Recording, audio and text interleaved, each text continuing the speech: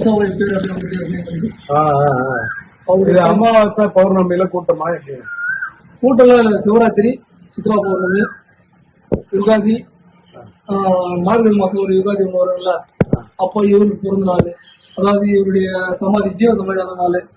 அதே மாதிரி பங்குனி மாசம் அவருக்கு ஜீவ சமாதி. பங்குனி மாசம் ஆரம்பிக்கிற வரைக்கும் பார்த்தீங்கன்னா 3 வருஷம் இருப்பேன். அன்னைக்கு அவருக்கு யுகாதி, இவருக்கு மாத்திரை மாசம்.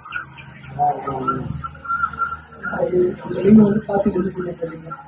கோவிந்த சாமி கிட்ட வந்து ஒரு உடம்பு சரியில்லை, ஒரு சின்ன ஒரு இதெல்லாம் வந்து விபூதி மந்த் சுத்த போகும். ஒரு குழந்தை இல்லை, ஒரு குழந்தை பார்த்தீங்கன்னா அந்த குடியில் இருக்கிறவங்க புரியல. அந்த மாதிரி நமக்கு தெரியாது. அந்த காலத்துல எப்படி இருப்பாங்க நமக்கு இருக்குது. அந்த மாதிரி ஒண்ணு. இந்த கிணறுல இருந்து இப்போ தண்ணி அடிக்கிறீங்களா? கிணறு அடிக்கிற போர் அந்த கிணத்துல எல்லாரும் குடிக்கிறாங்க.